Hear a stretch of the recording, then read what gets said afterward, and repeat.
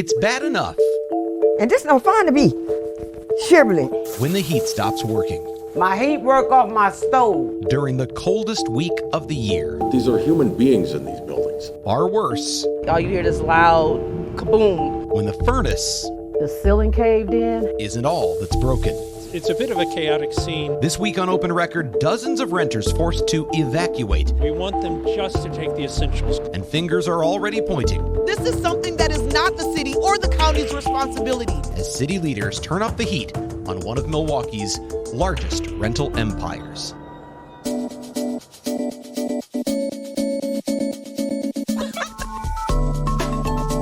From the FOX6 studios, this is Open Record. I'm Bryan Polcyn. I am joined once again by FOX6 Wake Up News anchor and reporter Carl Deffenbaugh. Good to see you Carl. guys. I say once again for Carl, but for the first time, I can't believe it's the first time, we are welcoming to Open Record FOX6's Christina Van Zelst. Christina, welcome to Open Record. Hi, thank you for having me. I was sure you had been here before, but you That haven't. is shocking No, to I'm me. new. It's shocking, but I'm glad you were here. We've got a good one to talk about today. We are recording this episode on Wednesday, January 28th. As we record, southeastern Wisconsin remains, as I can attest, walking in without gloves and a hat today, in the midst of a frigid spell with high temperatures that cannot even seem to get out of the teens. It's also the time when rental companies, or rental complaints rather, tend to pile up as people with little means find themselves with no heat, bursting pipes, and landlords who won't answer the phone. We're going to talk to Christina about her recent reporting on an apartment complex that had to be evacuated when a pipe burst and flooded the building, as well as how city leaders are responding to that. We're going to hear from Milwaukee Alderwoman Charlene Moore in just a little bit, and I'm going to share some of my one-on-one conversation with an attorney who represents what may be the single biggest rental empire in the city. All of that and more coming up after this. We are back on Open Record here, and Christina, you've been covering a lot of issues recently, including what relates to a big name in the rental property business in the Milwaukee area. The center of so much of the attention of your stories and others have been on Berrada Properties, and I think part of the impetus for us even doing this episode today, why it's so topical, I'll tell you from my standpoint, when we do a story like this and it turns out it's a Berrada property, I'm not surprised. When we say we reached out to Berrada and didn't hear back, also not surprised. This is a name that seems to come up time and time again. What was this most recent issue? Let's get started with that. A couple things. So the first issue was a ceiling that collapsed. That is the first story I did last week, and that kind of kicked off this entire Berrada situation. So last week we were getting a lot of calls into the newsroom about residents who didn't have any heat, and one of the ones that we actually covered was a woman who her ceiling collapsed on their grandchildren. And you hear it over the phone, but when you get there in person and see the damage and just the aftermath, it's heartbreaking. And she was a Berrada tenant. And when we were there, I said, it's actually kind of warm in here. Well, they had the stove open, and that's how they were heating their home and had been for some time, which of course, that's the fire chief's biggest concern, is causing more fires in the city. So it's just kind of this domino effect. But you know, just to that point, when I was putting together the sort of open that we do for this, I was looking for things we had covered that would make a good thing to insert in there. And there were 3 different stories where someone talked about having the stove on to heat their apartment. We know how dangerous that is, but if you don't have any heat, what else do you do, right? yeah, it's a life safety issue. That's what we keep hearing from city officials. And you worry about carbon monoxide and fires. But when we were there, just seeing the actual damage, it's truly heartbreaking that people are living like that. But then also we had a tenant come downstairs and she said, well, I haven't had heat for 3 to 4 months. And so we did that story. And then there were workers that were fixing the damage when we were there. But then a couple days later, we get a note about from DNS about how a apartment complex is being evacuated, placarded, meaning it's temporarily closed. So more than 50 people were forced to leave because it didn't have heat. There were pipes that were bursting, and it just wasn't safe for them to live. And to be clear, not sure where people are listening or watching this from, we have been in some of the coldest weather the Milwaukee area has seen in 7 years at this point. Last Friday, temperatures well below zero, and the wind chills were approaching -30, -40. So this is extreme cold. This happens like once a year where there's that week where you end up with a couple of days where the high temperature is still negative, and that happened here where you know you're in the grips of the What's the opposite of a peak? Well, the polar Valley? vortex The is what we valley were of in cold. 7 Yeah, years right. ago. But you're in the coldest week. So this is happening, obviously, at the worst possible time. Yeah, and that was the concern too with the urgency of why they evacuated that building was because the pipes were bursting. One of the pipes burst while I was there going live. Yeah, and which was pretty remarkable. This happened while you were reporting live at Yep. this place that was being evacuated. Right? Yes, so it just added to that sense of urgency to get people out because they weren't going to fix that in a couple hours. It was going to be cold for all week, and so they had to get people out just for safety reasons. And one of the people we interviewed said, I asked, how cold is it in your apartment? And he said, freezing, did the shiver, and then said it's been like -0 minus that. So And the visuals from this too. There was video that you used in the story of an entire car encased in something. ice that was in the parking garage of this building, right? yeah, it was. Yep. And that's from one of the first pipe that burst. So what happens is DNS will put an emergency order on That's a building. the Department of Neighborhood Services in Milwaukee. Yes. Yep. So they'll do the emergency order, and that gives the landlord 48 hours to get the problem fixed. That didn't happen, so the emergency order expired, which is why they put the placard on the building, meaning temporarily closing it. Residents had to leave. And that's one of the things that often comes up when people will complain to us that there's a problem with a property they live in and they want something done. Understandably, they say the landlord's not being responsive, whoever that might be, and they say we want something done. Oftentimes, if it's bad enough, what's done is the city has to say you've got to get out. And then they're panicked. Well, where do I go? This is my home. But sometimes the temporary solution is this is not safe to live in. And in that situation, clearly with the pipes bursting and all that was going on, it was not safe. I want to follow up with this, though, because obviously from the family standpoints, this is a traumatic time. I do know people who rent properties, who are landlords, and maybe they're not huge rental empires, maybe like Berrada, but things happen from time to time. Things break. Furnaces break down. Pipes burst in the freezing cold, especially when it's this cold. But I know when they get a call, they have to be available all hours of the night or have a management company or a mechanic who's on all hours of the night to go respond. And my question here is, you actually mentioned one person who said they hadn't had heat for 3 or 4 months.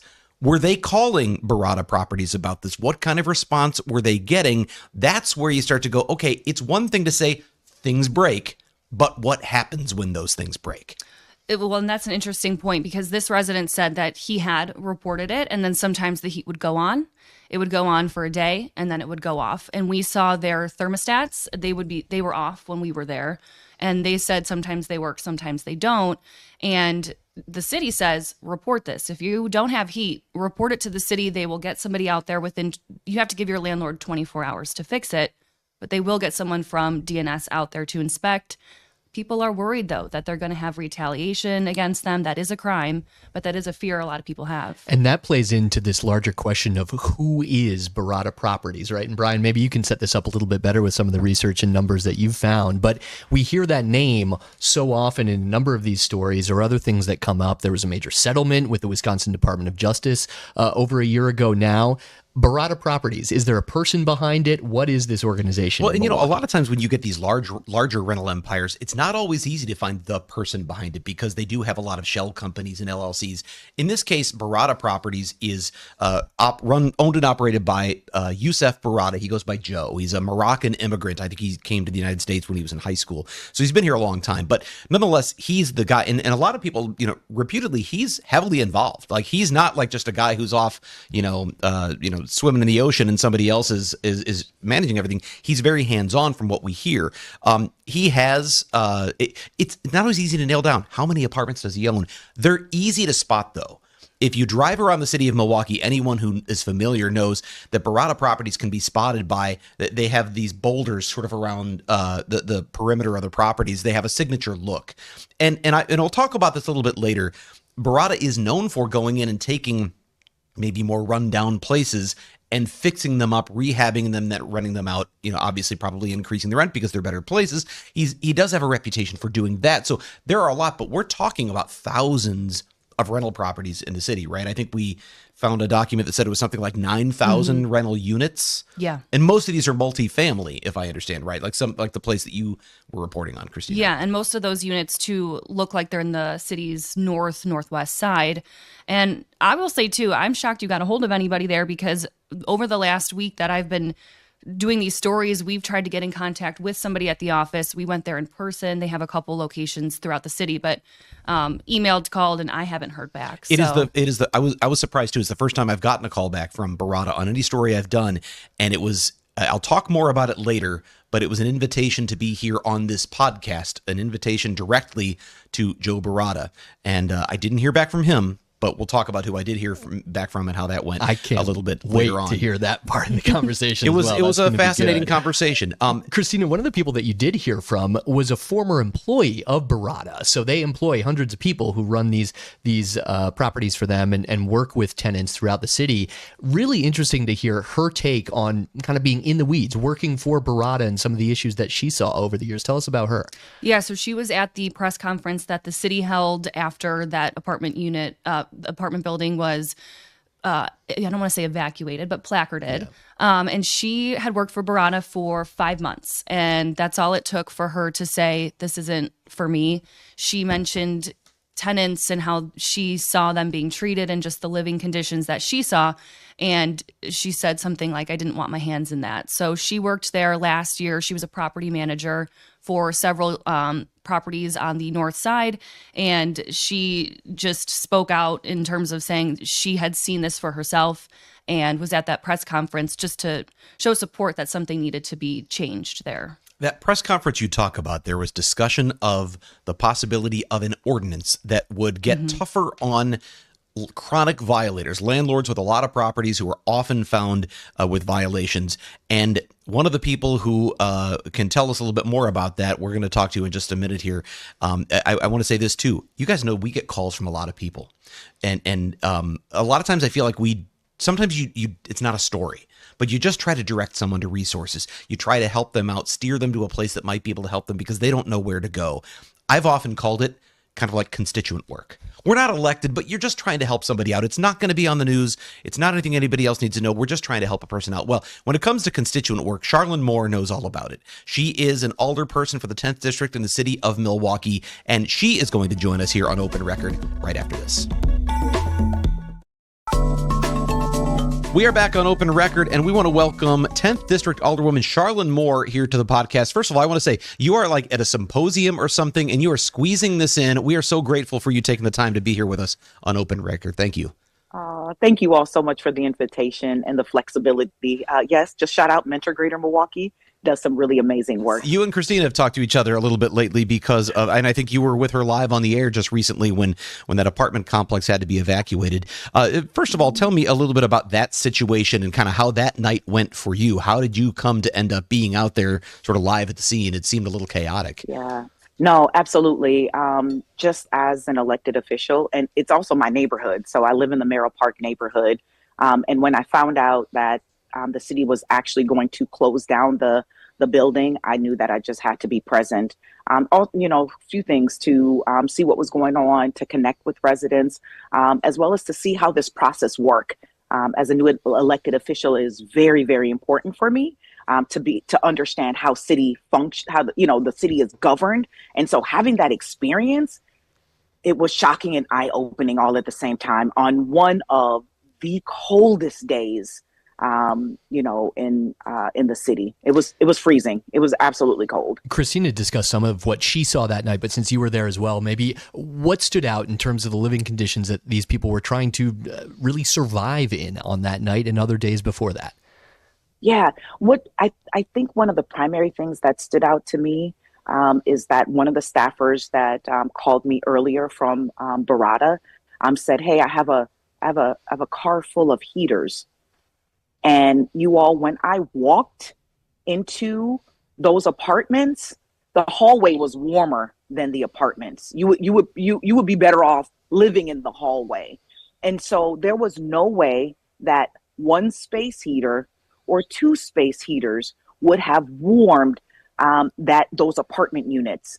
If people can imagine, when you have an AC unit that that's placed in an apartment, they just put a board, they just place something over it. So wherever the AC unit was, the closer you got, you can just feel the cold air, coming in. So there was no way, there was absolutely no way that people would have survived even with space heaters, and there were some tenants that didn't have electricity because the pipes were bursting and it was taking out the electricity. So it was just absolutely no way that residents, we would have been I can probably guarantee you that we would have been in an apartment fire the next day with people trying to heat their homes with multiple space heaters, ovens, stoves, that sort of thing. It would have been catastrophic. Now, Charlotte, emergencies do happen, obviously, and then sometimes you've just got to scramble to figure out what you can do. And a landlord is not to blame when something happens that's a true emergency. They can be to blame if they don't respond quickly. You said you got there and things were already cold, so how long it had been going on is certainly part of the concern here. You said at one point, though, in speaking, I think maybe bigger picture beyond just this one incident, that this is not something that is the city or the county's responsibility. Those were your words. What do you mean by that, and whose responsibility is this?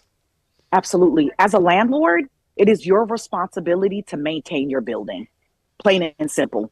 If I'm going to purchase a property that I'm going to house people in, just like my home, it is my responsibility that, I get my furnace checked in, I get my heater and my water tank, right? Is my roof doing okay, right? That's a responsibility as a homeowner. It is the same responsibility as a landlord that is housing individuals to take on that responsibility to make sure that appropriate maintenance is in place. It's not the city's responsibility to do that. And so if you begin to use the city as your personal, you put us on payroll to say, oh, well, I'm just going to throw the trash out. The city will pick it up and they'll bill us, right? Oh, they'll come in and they'll fix it and they'll bill us.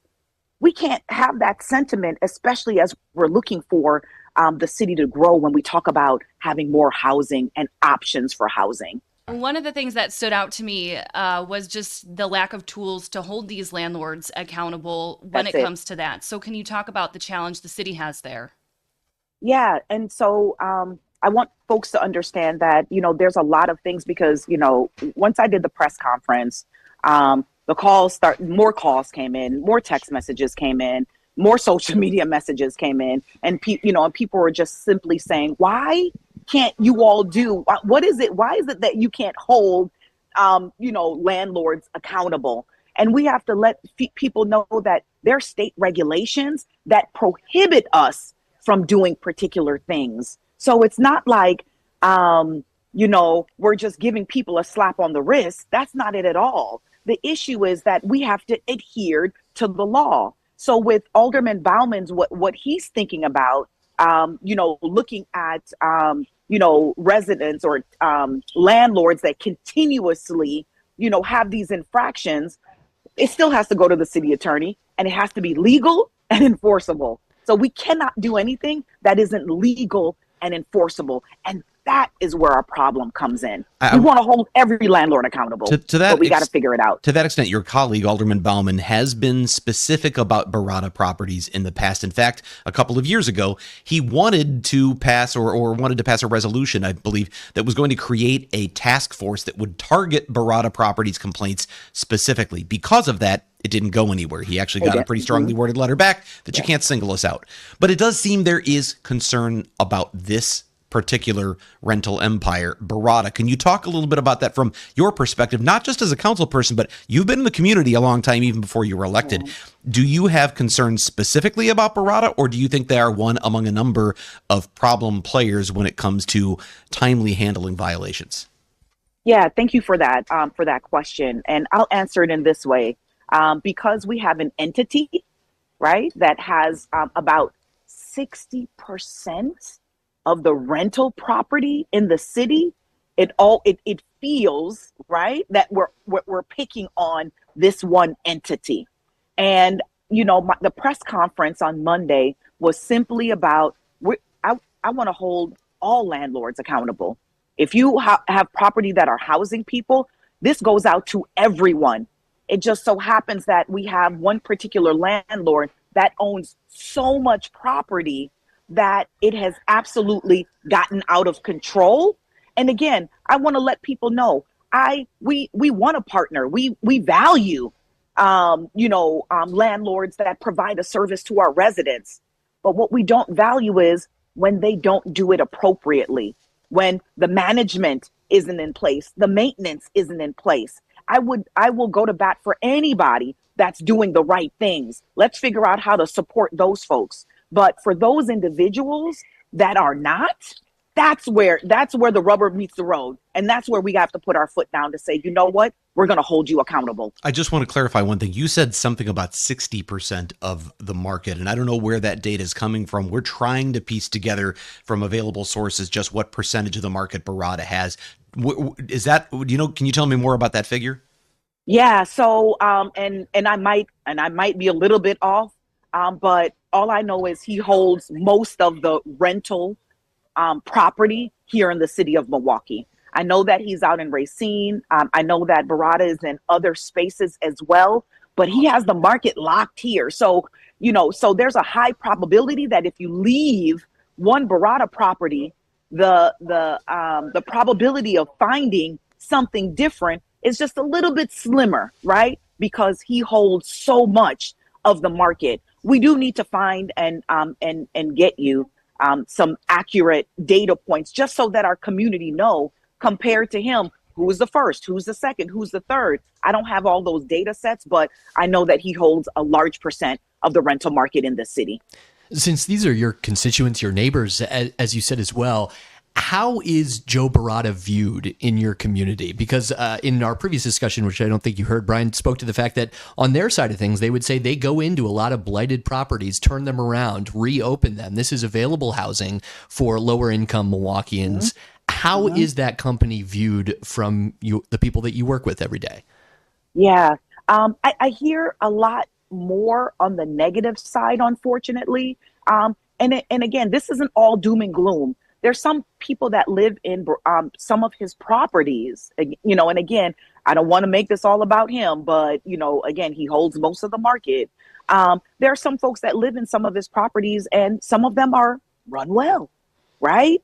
We just want all of them to have that same, level of responsibility, right? To be run well. But I've had I've had some of my colleagues that have shared the challenges to say, tenants have called, no response. They've reached out again, no response. You all, there's media that have, called the number that tenants are supposed to call, no response. It's such a large conglomerate that I think that Mr.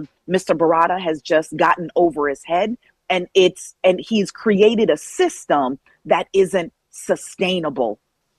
And that's one of the issues that we're trying to deal with and address. Like, you know what, maybe you need to offload, some of these properties, just so that you can do things that are manageable. We want you to be successful. We want more than anything for you to be successful. But when you're not, that's when it begins to harm the community. And I know we talked on Monday about where those residents who had to leave their homes were staying in a hotel. DNS said that is unconventional. I know the city pulled together resources to pay for that.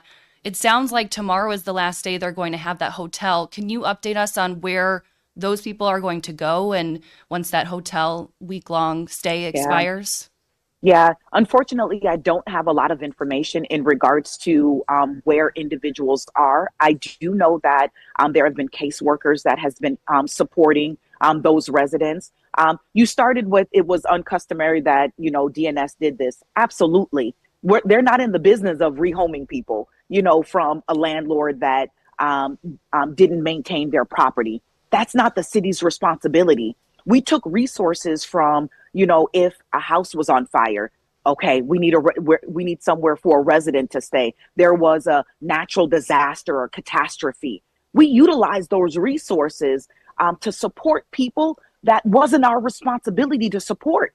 If I owned a duplex and the boiler goes out and I knew it would take a few days to fix it, and we're not talking about 50, 60 degree weather where a heater could support, right? We're talking, deadly temperatures. And I would have said, oh my gosh, I have to make sure that you're safe. Let me put you up in a hotel until I get it fixed, because guess what? It's my responsibility, right? So it was his responsibility to either say, you know what, we have other units. Some people can go to other units. Some people can go to hotel. Like there's options in place. He has to prepare for that. That is not the city's responsibility.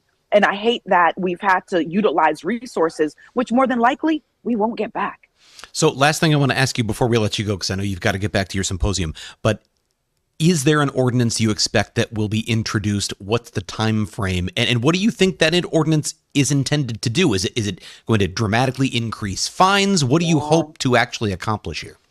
Oh, that is the question of the day. That's the question a lot of folks have been asking me, like, when is this going to be introduced? And I know that's more of a question for Alderman Bauman, which I'm going to be working with him a lot more, in addition to other colleagues on the council, to get something really strong. Again, because of the complexities, you all, making sure that we can do something that's legal and enforceable, it's going to take a little bit of, this is not a fast track. This is nothing that's going to be, we're going to have something introduced next week. This is something that has to be vetted. We have to make sure that it's legal and enforceable, go through all the checks and balances from our city's attorney's office. But one thing that I do want to say is that one of the things we want to do is make sure that we make people realize that they cannot continue to do this. So if it's higher, steeper fines, that's what I would love to see that. And again, we have to be fair and equitable as well, because we also know that there are smaller landlords that have a couple properties, some may have one. We're not here to create a system that will penalize them, but we're here to create an equitable system that if you own 80,000 units in the city of Milwaukee and you're not doing particular things, or if you own 10,000 units, right, or 6 units, right? We are here to make things fair and equitable, but to allow you to know that it is your responsibility as a landlord to take care of a property if you're going to inhabit people, period. Charlene Moore, 10th District Councilperson for the City of Milwaukee. Thank you so much for being here on Open Record.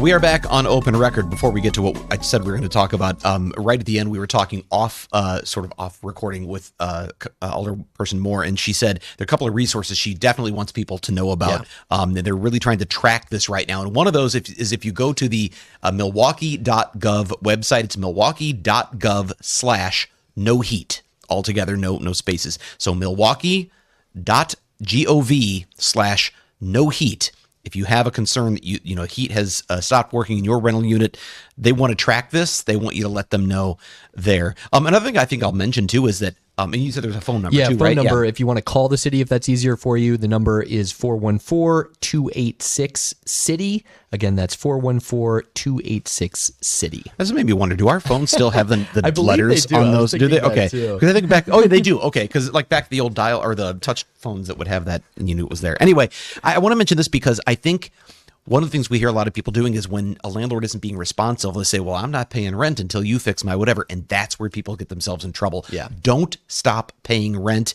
even if they're failing to do their jobs, because that will lead to an eviction, and you'll lose that case if you aren't paying up. You can reach out to the neighborhood Department of Neighborhood Services, and I believe they can get set up in a situation where they can have rent withheld. Is that right? Or rent diverted in some way to the city while they manage the situation. Mm-hmm. So. And that's a point that DNS really hit home on during that press conference.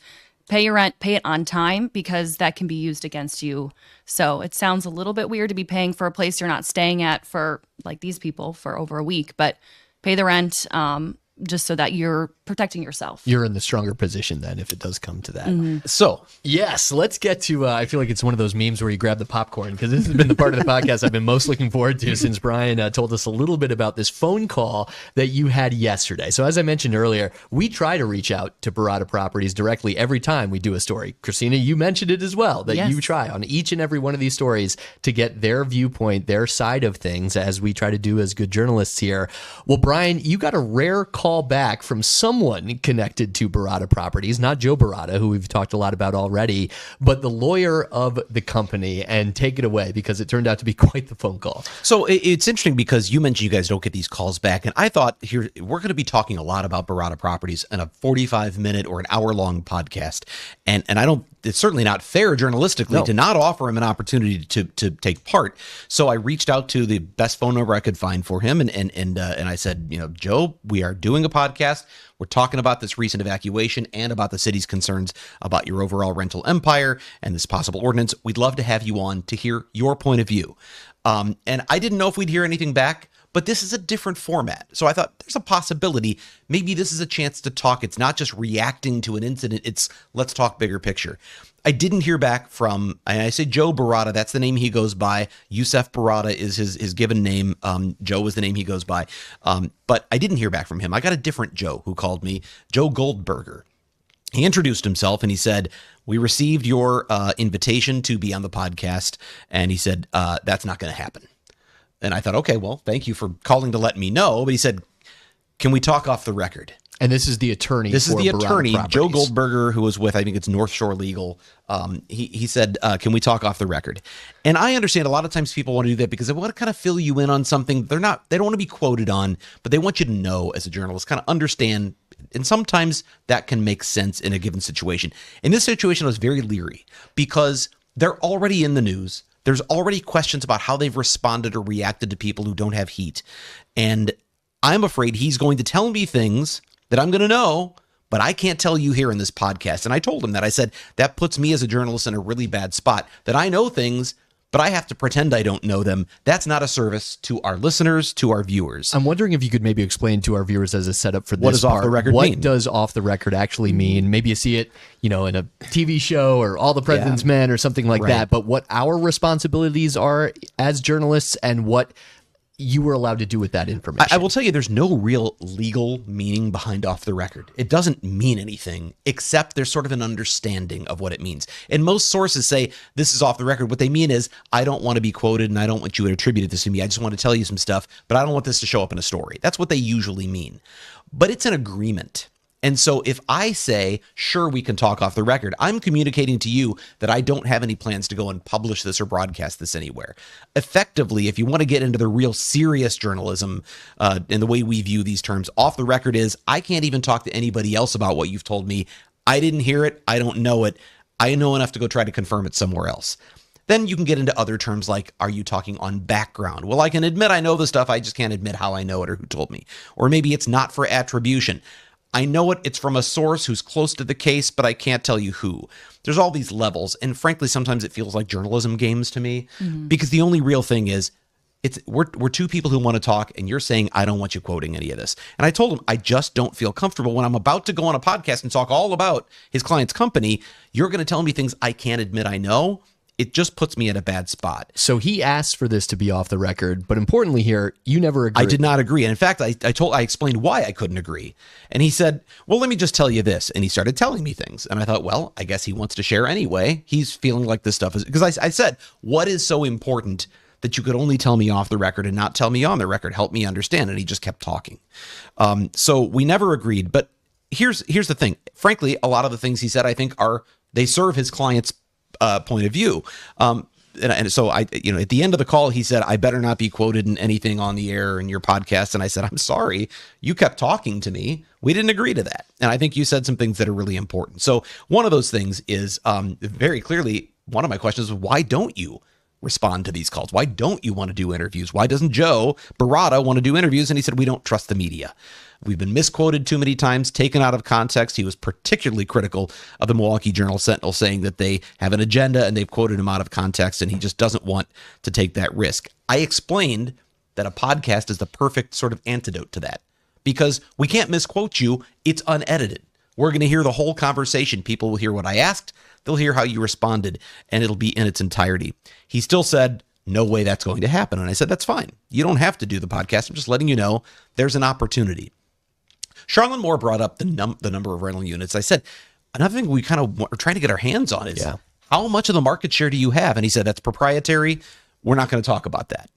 And I told him, well, I have other sources. And my sources have shown there was actually a letter from a previous attorney for Berrada in 2023 written to the Common Council that gave some background on Berrada Properties. And that document said they have 9,000 rental units in the city. And rental units means each individual apartment. You might have a building with 32 apartments. That's one building. It's one apartment complex, but it's 32 rental units. So they have 9,000. Well, how many are there in the city? I was able to find a housing report from 2022 that says Milwaukee has roughly 131,000 rental units. If that's all accurate, that's about 7% of the market. Vastly different from what Charlene Moore said, which was 60%. Now, what I don't know is that 130,000 units, a huge number of those are duplexes or very small housing units that are broken into apartments.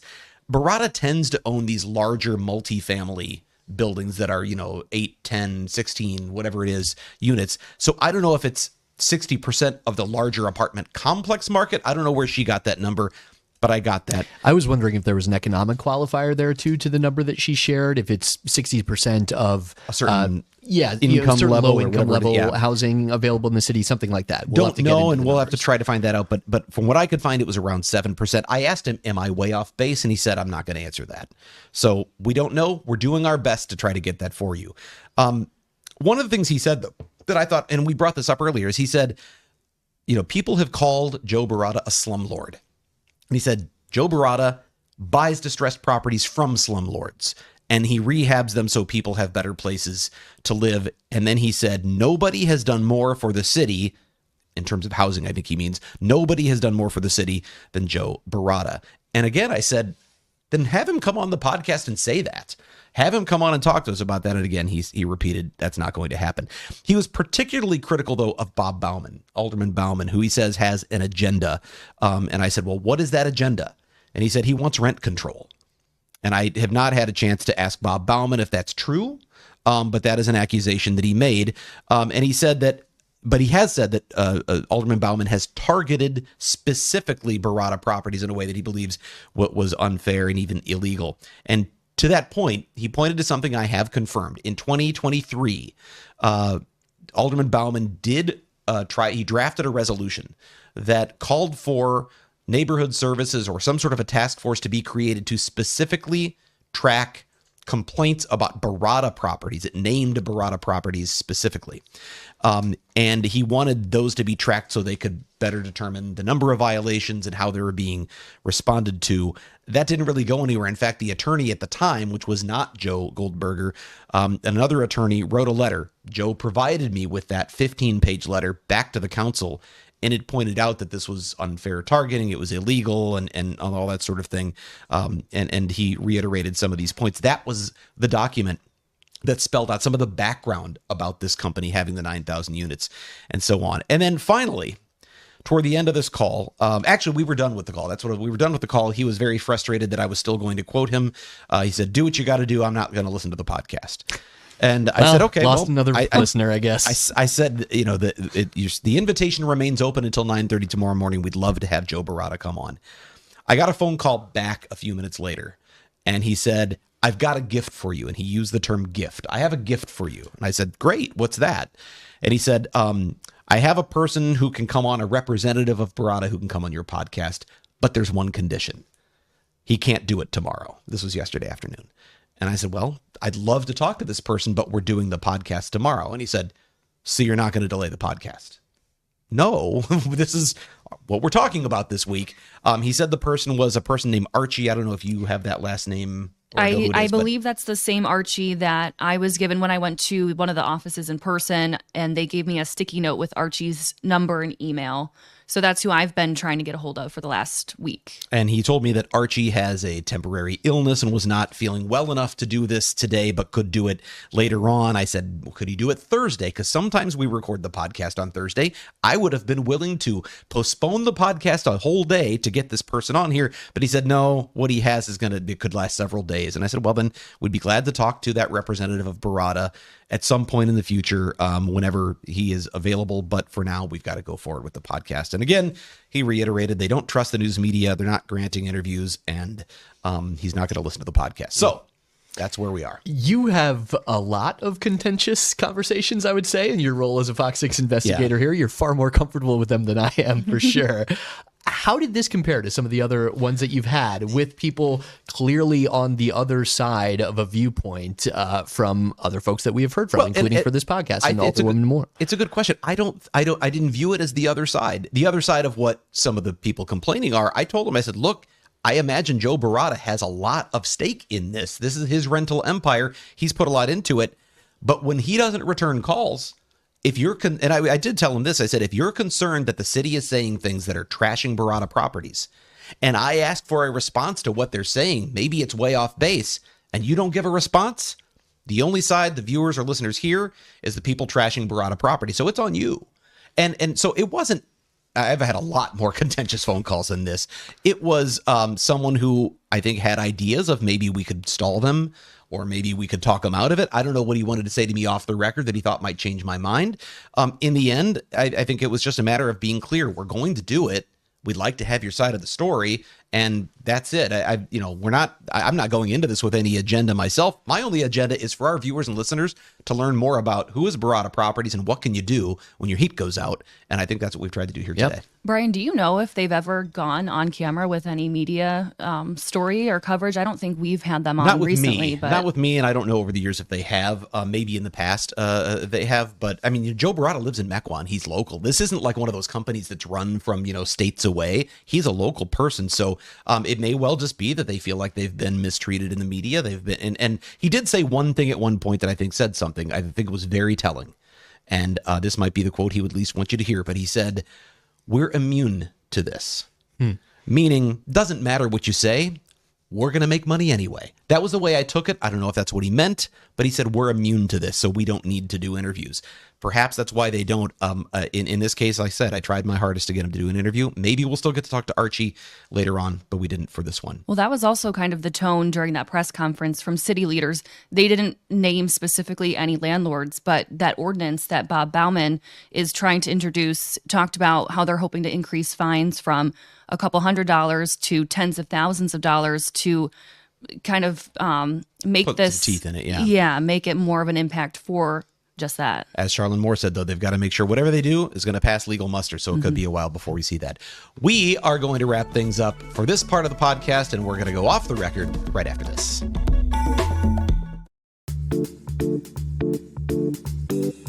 And it's time for us to go off the record. This is the part of the podcast where we get a little more casual and have a little fun by answering a question that Sarah usually gives me. And this week she didn't. She's very busy. I didn't come up with one. But our longtime editor, we talked about him recently because he was inducted into the Silver Circle for the Emmy chapter, which is basically honoring people who've been in the business. I think 30 years or more service, something like that. And Dave is a masterful editor. This is his last week. He's retiring, and of course he's not doing the switcher for this podcast. He's not. We have Tim here today, but Tim, we love you. Tim, we do, but Dave, we're going to miss you, and I am holding back my my fear and tears that because Dave has edited my pieces for 21 years that I've been at FOX6 News, and he's an absolute master. We have other great people too, but it's just when you have that familiarity with someone, it's gonna be tough. You've never had Dave edit a piece? No, and I'm so regretful now. This is horrible. Well, it's not Friday yet. Dave's here. I think he might even be here through Monday. Although he told me when he gets here Monday, he's turning in his keys and whatever it is, and he's done. Like that's like the last. It's what not are a they full gonna do? work Fire day. me? That kind of thing. I do know. I think he's trying to teach some of the current photographers the special graphics and things that he does. So to pass down his legacy that way. I saw Eddie Poser sitting in there, and I was like, that's like a genius learning from a genius. So he is an absolute wizard. Some of the best pieces that I've been happy enough to work on here have thankfully been edited by Dave, who just makes them sing and takes the ideas in your head and turns them into pure magic on the screen. I think journalism and especially broadcast news can feel kind of cut and dry at times. He is an artist in the way that he edits and what he's able to do with the footage, with the words that we bring him for things. The two stories that come to mind for me are I did this trip to Greece with my wife, brought back a story that I shot entirely on my cell phone with like hundreds of clips that he turned into this beautiful testament to Giannis's legacy and what he's doing for youth in Athens. I know he was frustrated by the format. He didn't let that get to him and turned together an amazing piece. And then just at the end of last year, an example of, again, his skill, his talent. I did this piece on Marcus Theaters turning 90. The level of detail that I'm sure some viewers wouldn't even notice. He matched things on the screen with a clip that he overlaid, so the reflection in the seats in the movie theater matched what he was putting picture-in-picture kind of on the screen. And it's stuff like that, levels of detail that are just, I can't even comprehend. He goes the extra mile each and every time, and he will be missed. I wish we had more time, but I'm going to say this about Dave. It's funny because Dave he's become the older guy who can be kind of curmudgeonly, and he's gonna. And he told me, he said he kind of had this dream of he's going to retire, and he's finally going to do like a Mystery Science Theater 3000, but with local news. Oh my where gosh. he could just complain about local news. But then he said, but then I realized I'd have to watch the news. Forget that. I'm retiring. Anyway, we're going to miss you, Dave. We love you. We'll take our final break and wrap things up when we come right back.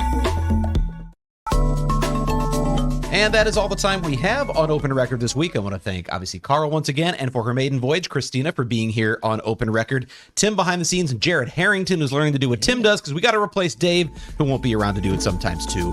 With that, I'm Bryan Polcyn. We'll be back next week.